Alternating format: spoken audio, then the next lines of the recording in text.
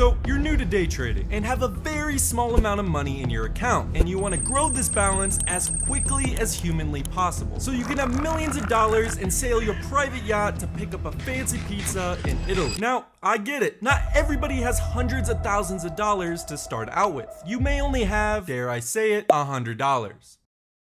That's exactly why in this video I'm going to show you my blueprint to grow a portfolio with only $100 in it and perform mathematically proven tactics to grow this balance to a thriving, successful portfolio with millions of dollars inside. To start us off, we're going to start with one of the most important tactics that helped me the most when I was a beginner trader, and that topic is risk management. Now, I know risk management is probably one of the most boring topics to talk about. But I'm telling you right now, it doesn't matter how successful your trading strategy is, if you don't have good risk management, you will not grow your account. If your risk management is bad, honestly, you're better off going to the casino and putting all your money on red, because you're basically gambling at that point. Doesn't count 2%. Think of your trading account as a lifeboat. Every dollar is a passenger you need to protect, and too many passengers and too many routes, your lifeboat, well, it's very likely it's gonna sink. If you truly want to grow your account, you have to aim for longevity and consistent profit. The reason why trading with high risk is a problem is because of a little thing called consecutive losses. I don't care how good you think your trading strategy is, every trading strategy will have consecutive losses. If you have 5 or 7 losses in a row and you're risking 20% per trade, your lifeboat, well, let's just say your lifeboat is gonna be at the bottom of the ocean very quickly. This is exactly why some of the most successful traders out there follow what's called the 2% rule. The 2% rule is simple. Only risk 2% of your trading balance per trade. Let me show you why. This is a trading simulator. We're gonna start with $100, have a win probability of 60%, have 2 wins for every loss, take 500 trades, and finally, we'll risk 20% per trade. Now this is absolutely wild. Even though we have a successful trading strategy with a win rate of 60%, meaning we're winning more than we're losing,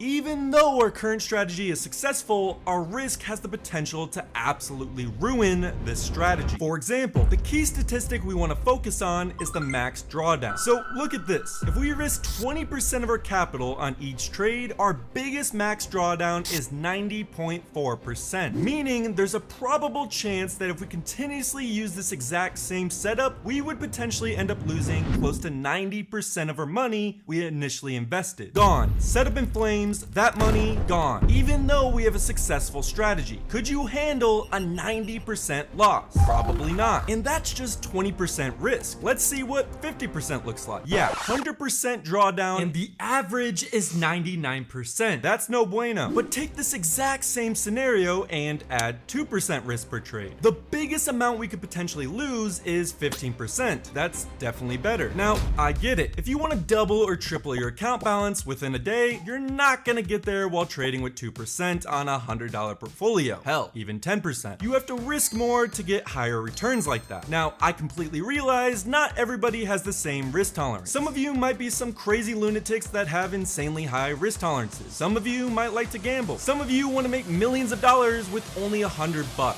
So, I know what you're thinking. 2% is absolute garbage to me. Which, I get that. But if you truly want to grow your account not only efficiently, but consistently, it has been statistically proven that using the 2% rule is the best way to do that. If you're using just 2%, you can handle a lot more consecutive losses compared to if you're using 20 or even 50%. So if you like math, profits, and a lot of fucking money, use the 2% rule. But just because we have good risk management doesn't necessarily mean we're making that money.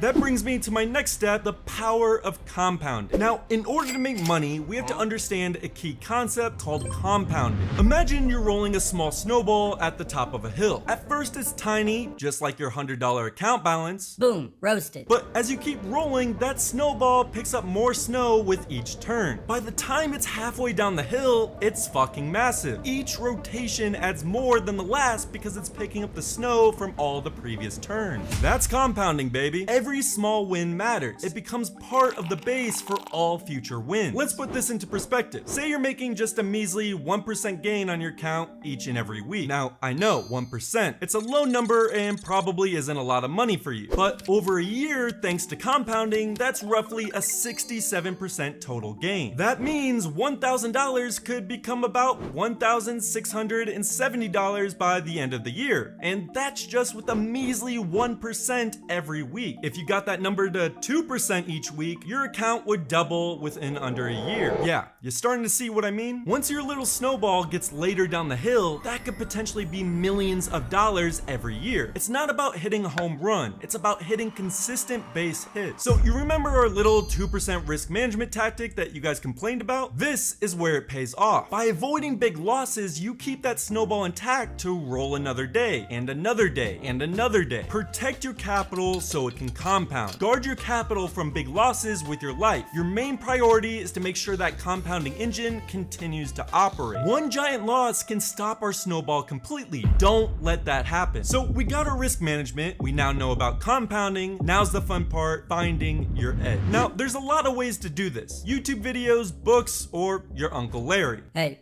I'm Larry. It's kind of up to you. I personally like the YouTube option, just because, you know, I'm a visual guy, so I like to watch videos. Plus, that Larry guy is kinda weird. But I post strategy videos all the time, and all of them have a statistical edge, so you can simply look through those to find a strategy. Or you can find another YouTuber's strategy. Kind of rude, but moving on. It doesn't really matter how you find your edge. What matters is you actually test the edge yourself. Find a strategy, go to your charting platform, and actually backtest that strategy. What's the win rate? How many wins? How many losses? How did it do? Is it actually profitable? These are all questions you yourself should know. And if you don't know, well, you gotta test it. Now, I get it. Backtesting. It's basically work. Nobody wants to sit down and put in the work to test a strategy. But remember that whole snowball thing? If you don't have a statistical proven edge, yeah, that snowball thing, it doesn't work. So this is definitely the most crucial step in growing your small balance. If you want the millions of dollars, put in the work and start testing. So now you should have a statistical edge, or basically a backtested trading strategy. Now it's time to do the final step in the blueprint, and that is to journal. Now, I'm not talking about Dear Diary, today I made my first trade. type of journal. I'm talking about a system to easily identify the history of your trades, entries, exits. Was it profitable? Did it fail? If so, why? All of these questions should be answered for each and every trade. But why would you waste your time doing this? Take Conor McGregor, for example. Conor McGregor, if you don't know, is a UFC fighter. One day he's watching back the tape and noticed his opponent moves his right hand slightly before throwing it. So he went to the gym, started practicing that exact same scenario where he slightly moves his hand and he counters. Then the big fight comes, and within 9 seconds,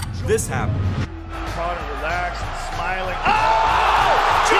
My point being, if Conor never looked back at the tape, he would have never known to do what he did. Same goes with trading. You can look back at your trades and say, oh, whenever I trade out of boredom at 2 p.m., I lose. Or my best trades happen when I follow trends instead of trying to pick bottoms. Those insights are priceless, and just like Conor, you only get them by reviewing the tapes. You don't need anything fancy. A simple spreadsheet or notebook works. I personally use a site called TraderView. It's basically a site where you can just upload your broker statement, and TraderView gives a lot of useful metrics, like each trade, if it was a win or a loss, and overall how profitable you are. No, this is not an ad for this site, just thought it was pretty cool. I'll leave a link to them in the description. So this all makes me feel very sentimental. Making money in stocks really isn't about getting Lambos overnight. Sure, it can definitely get to that, but in the beginning, it's really about honing in on your edge, consistently improving said edge, and keeping that snowball rolling. And on top of all of that, keeping track of your progress. This mission isn't for the weak. There will be losses. There will be days where you question if you're even cut out for this. There will be nights where your balance is red and all you have left is the trust within your statistical edge. But I can promise you one thing. If you actually apply all of these rules to your trading, you will grow your small account balance.